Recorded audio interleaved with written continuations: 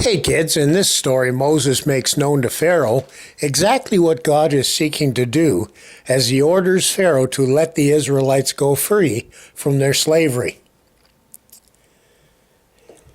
Now Moses and Aaron came and said to Pharaoh, "Thus saith the Lord, the God of Israel, let my people go, that they may celebrate a feast to me in the wilderness." But Pharaoh said, "Who is this Lord, that I should obey his voice and let Israel go? I do not know the Lord, and besides, I will not let Israel go." Then they said to him, "The God of the Hebrews has met with us. Please, let us go a 3 days' journey into the wilderness, that we may sacrifice to the Lord our God. Otherwise he will fall upon us with pestilence or with sword." But the king of Egypt said to them, "Moses and Aaron, why do you draw the people away from their work? Get back to your labors. Look, the people of the land are now many, and you would have them cease from their labors?"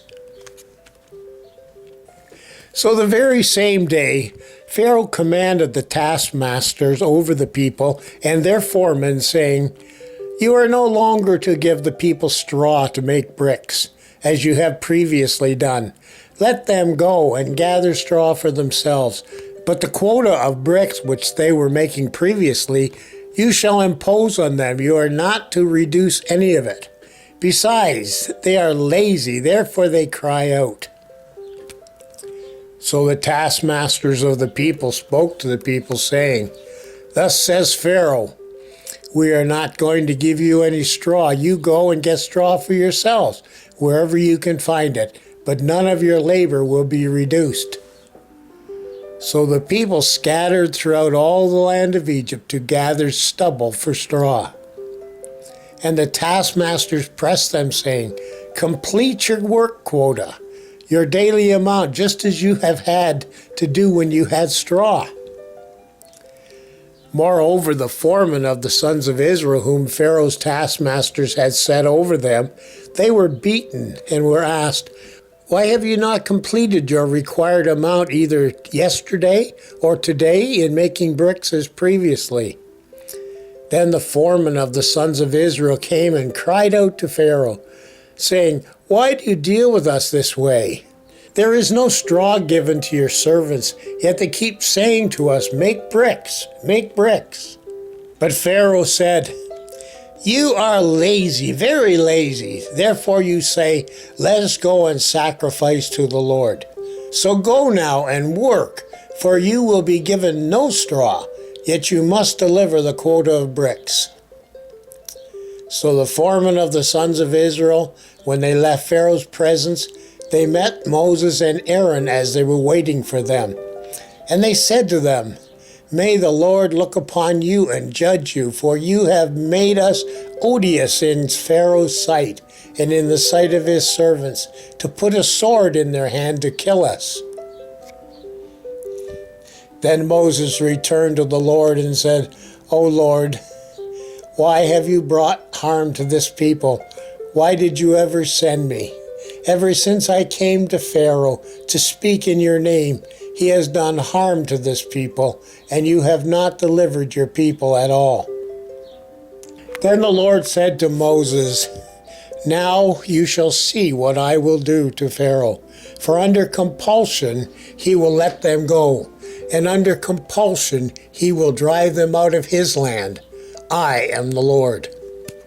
And I appeared to Abraham and to Isaac and Jacob as God Almighty, but by my name, Lord, I did not make myself known to them.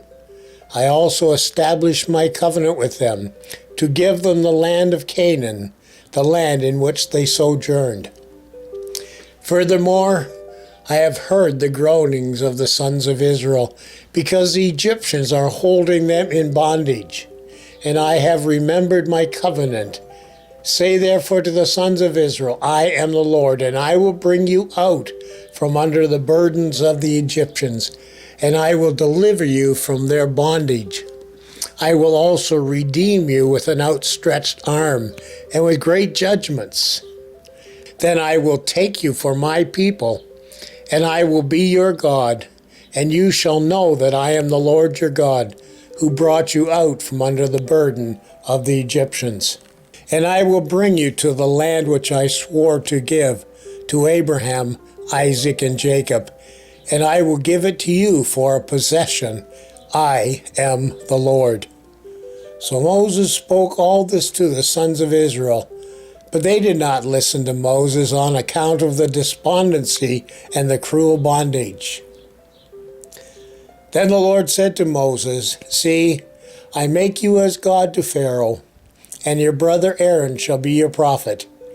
You shall speak all that I command you, and your brother Aaron shall speak to Pharaoh, that he let the sons of Israel go out of his land. But I will harden Pharaoh's heart, that I may multiply my signs and my wonders in the land of Egypt. When Pharaoh does not listen to you, then I will lay my hand on Egypt, and bring out my hosts, my people, the sons of Israel, from the land of Egypt by great judgments.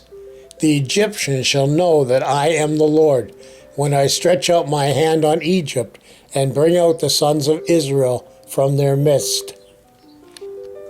So Moses and Aaron did as the Lord commanded them. Moses was 80 years old, and Aaron was 83 when they spoke to Pharaoh. So Moses and Aaron came to Pharaoh, and thus they did just as the Lord had commanded. And Aaron threw his staff down before Pharaoh and his servants, and it became a serpent. Then Pharaoh also called for the wise men and the sorcerers, and they also, the magicians of Egypt, did the same thing with their secret arts.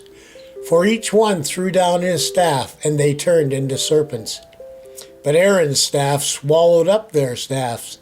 Yet Pharaoh's heart was hardened, and he did not listen to them as the Lord had said. Then the Lord said to Moses, Pharaoh's heart is stubborn. He refuses to let the people go. Go to Pharaoh in the morning as he is going out to the water, and station yourself to meet him on the bank of the Nile, and you shall take in your hand the staff that was turned into a serpent. And you shall say to him, The Lord, the God of the Hebrews, sent me to you, saying, Let my people go, that they may serve me in the wilderness. But behold, you have not listened until now. Well, kids, maybe the Israelites thought that God would deliver them from Pharaoh immediately, but God is going to do it in a way that will show his great power over Pharaoh and over the Egyptians.